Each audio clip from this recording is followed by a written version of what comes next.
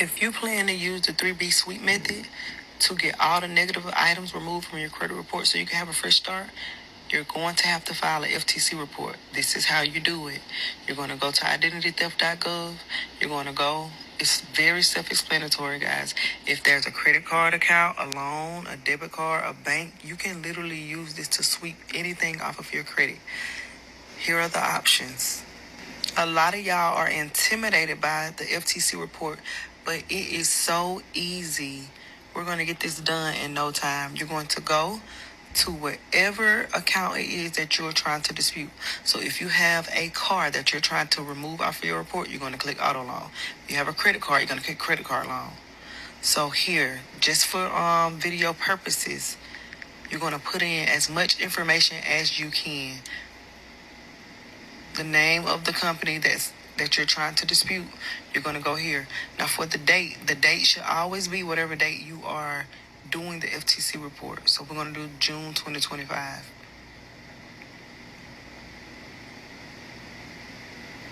Where it says when was the account open, you're going to get that information from your credit report. Whatever the month and date on the credit report is, that is what you're going to put. For the amount, now you're going to put the full amount. So if you owe them $10,000, you need to put $10,000. Your account number. This part you don't have to do. I just try not to leave so much blank. I try to make it look as legit as possible. So you can fill in these areas, but you absolutely don't have to.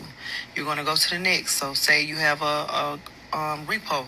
You're going to put the information for that repo. The auto loan, you're going to put that information here. You're going to do the same thing with each account. You can add up to 5 per each report. So you'll see here, I'm just adding in the name of the leasing company. I'm going to do what? I'm going to use the date that I'm doing. So it's going to be June 2025. I'm just making sure y'all paying attention. And then you're going to find this where? All right, clock it on the credit report. You're going to add the full total balance. So if the balance is $5,000, you're going to put $5,000. Your account number, same thing. You're going to just keep adding however many accounts you want to add. Now, this part is where you're going to put all of your personal information. I can't show you on this screen because as I go, it's going to ask for real information, and this is not a real report that I want to submit. So this part right here is very important, guys. It's going to send you a code to whatever phone number you put in here. You cannot move forward without this code. So if you're doing this for other clients, I really recommend that you have a second phone number that you can just send the codes to yourself, because if you have to wait on the client to get the code to send it back to you, it just slows up your whole process. So get you a second number for this purpose only. It's going to send you the code. You're going to put the code in. You're going to make sure you're always saying for myself. Even if you're doing it for someone else, you're doing it for myself. Do it on their behalf. Click for myself. You don't want to deal with the headaches of doing the other two options. You're going to put your information in here. It's really self-explanatory, guys. I'm not understanding why y'all are so scared of this FTC report. Once you file it, it doesn't go anywhere. It just goes between you and the CRAs. Like, you don't have to panic about this. This is not an illegal document. You're going to go down here.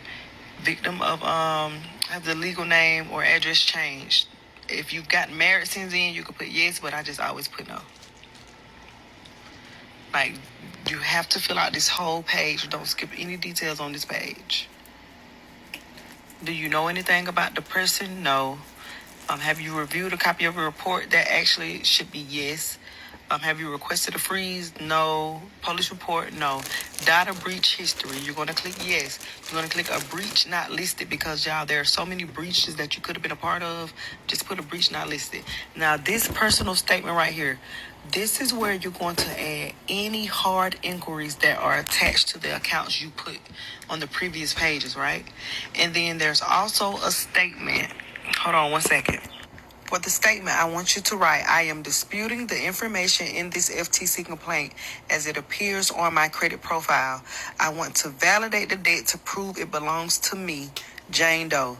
If the debt cannot be validated, I would like for the debt to be removed from my credit profile. Please note, verification is not validation. That's what I want you to put here, along with whatever hard inquiries that you want to have removed.